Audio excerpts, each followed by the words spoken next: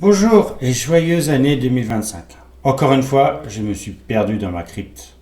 Mais je n'ai pas arrêté le hobby pour autant. Mais je me suis fait détourner, comme Toya dans Ikari no Go, par Vincent de Planète Wargame. Toujours le même, qui nous a présenté un super projet.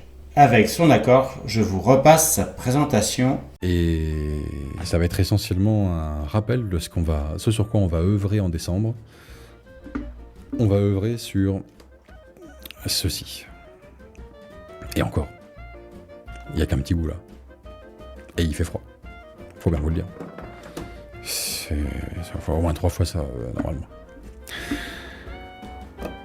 Le principe de ces lives de décembre va être le suivant, et j'espère vous embarquer avec moi dans cette aventure.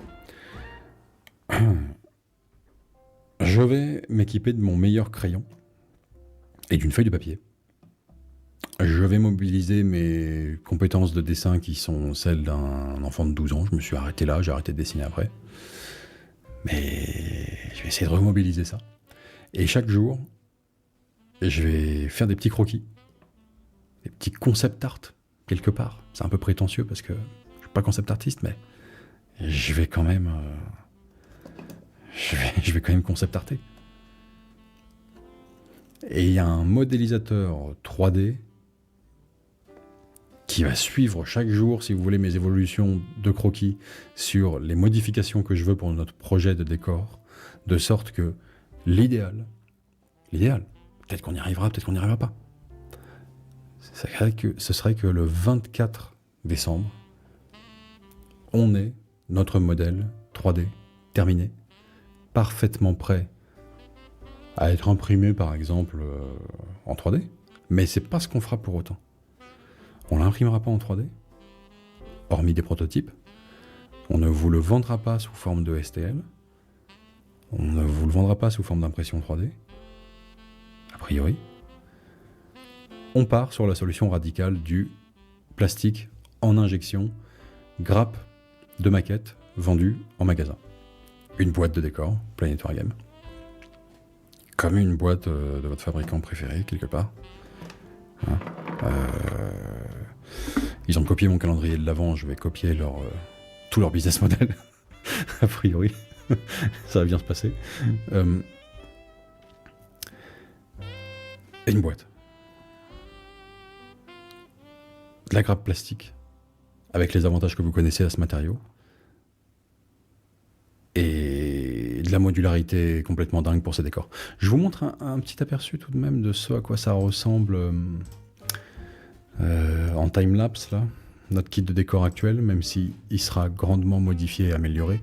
Pour l'heure, honnêtement, ne nous mentons pas, hein, c'est hyper inspiré de la base en Félion, sortie par Forge World il y a quelques années. C'est déjà un peu amélioré parce que c'est plus gros, plus modulable, mais enfin, ça l'est quand même. Ça va changer, bien sûr, au cours du développement, parce que ça fait partie des trucs. On a consulté des avocats sur le sujet, et c'est sans appel. Va falloir revoir un petit peu le design, les mecs.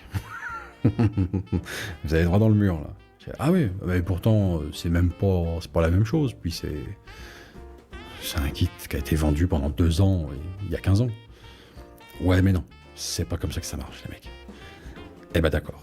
Eh ben du coup, il faut refaire du design, et on va en profiter pour augmenter énormément la jouabilité, l'intérêt en termes de jeu de ce décor et la modularité, mais aussi pour revoir le design, bien sûr, et s'éloigner de la source d'inspiration originelle, de sorte que ça n'aura plus rien à voir, mais vraiment plus rien à voir.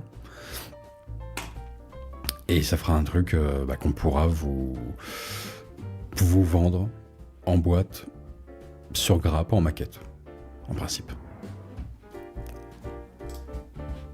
Je vais pas vous mentir, ça va passer quand même par une campagne Kickstarter, forcément, cette histoire.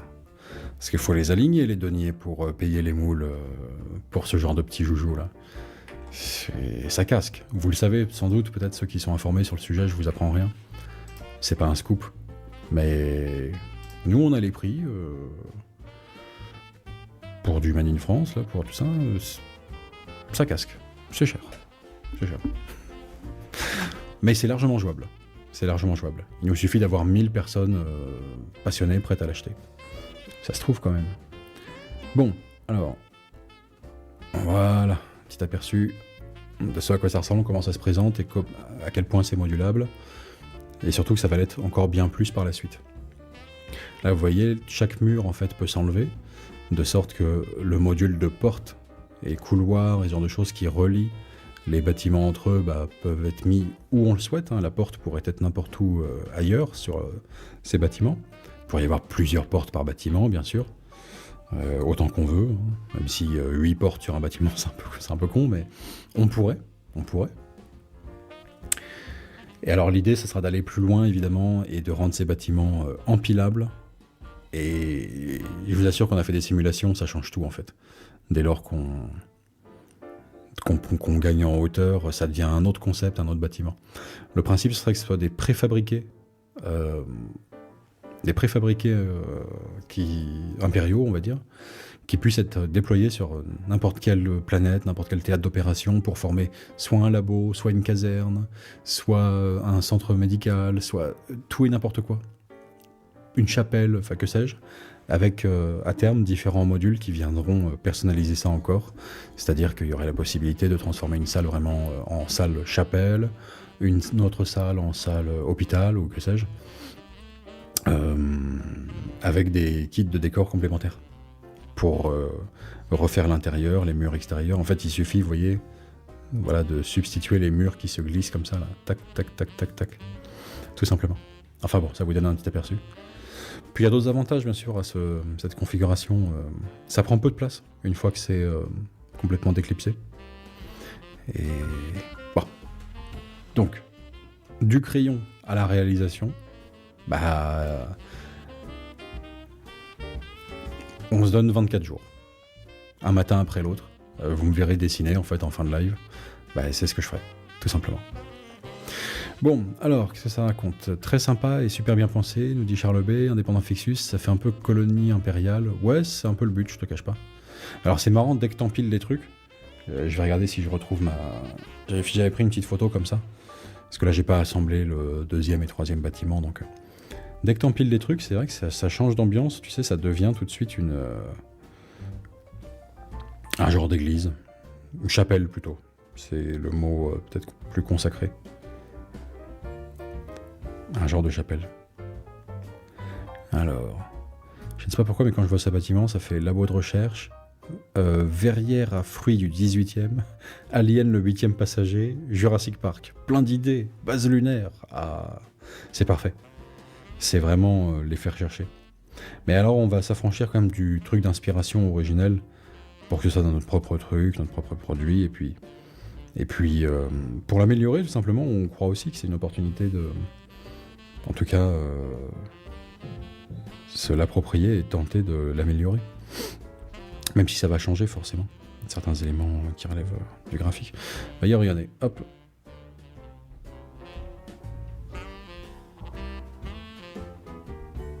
Ça, c'est dès qu'on en fout deux, l'un par-dessus l'autre.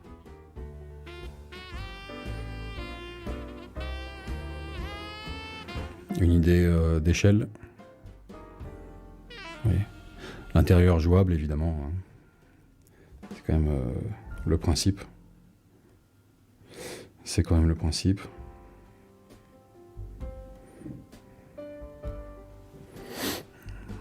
Ça, c'est moins instructif. On va changer complètement le haut de toute façon. Ce qu'on aimerait, c'est que tous les toits soient jouables. Même les toits des couloirs, en fait. Parce que les couloirs peuvent être très longs, ils peuvent être infinis entre eux. Donc les toits seraient jouables avec un genre de parapet de chaque côté. L'idée, c'est de pouvoir se foutre à couvert sur les toits. Et de sorte que ça varie un petit peu les gameplays qu'on peut faire. Certains voudront plus accentuer sur le fait de jouer à l'intérieur. D'autres, sans doute, en revanche, préféreront l'idée que ce soit comme un décor fixe sur une table qui serait utilisé un peu comme des ruines, mais avec, pour le coup, une porte là, mais avec cet aspect plein et entier, même si, en vérité, ça servirait à, comment dirais-je, enfin, avec un genre de rempart tout autour, de chaque côté, pour les couloirs comme pour les toits des bâtiments octogonaux. On peut monter dessus. Je veux dire, quand je dis ruine, c'est en termes de jeu plus.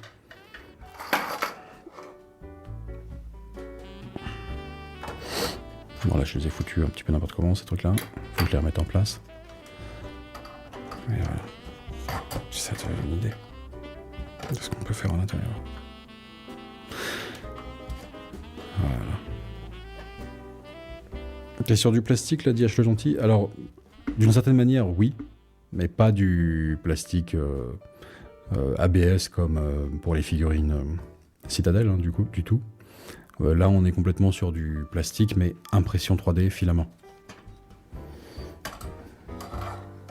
Ce qui a bien des vertus. Ça a bien des vertus, mais bien aussi quand même des vices, hein, des inconvénients. Le premier étant la qualité de finition qui est très loin d'être parfaite, évidemment. T'as quand même, quoi qu'on en dise, toujours des stries qui affectent quand même l'expérience de peinture et le résultat final aussi. Malgré tout.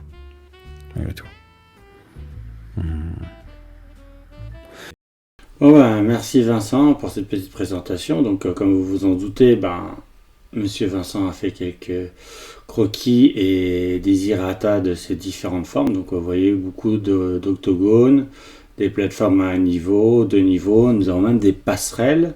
Donc les objectifs du projet est une grande modularité. On doit pouvoir réaliser une grande diversité de formes, pouvoir superposer les décors jusqu'à 4 niveaux, de pouvoir tout démonter pour remonter différemment et surtout pouvoir retirer des modules de 2 à 3 éléments pour accéder aux figurines en dessous. Pas ou peu de mécanismes de liaison pour le jeu en lui-même. Seule la gravité est acceptée. C'est un projet très complexe et ambitieux. J'espère pouvoir proposer un prototype en carton qui répondra à tous ces critères afin de pouvoir démontrer la faisabilité du projet. Donc creusez-vous les ménages et je vous dis à la prochaine. Au revoir.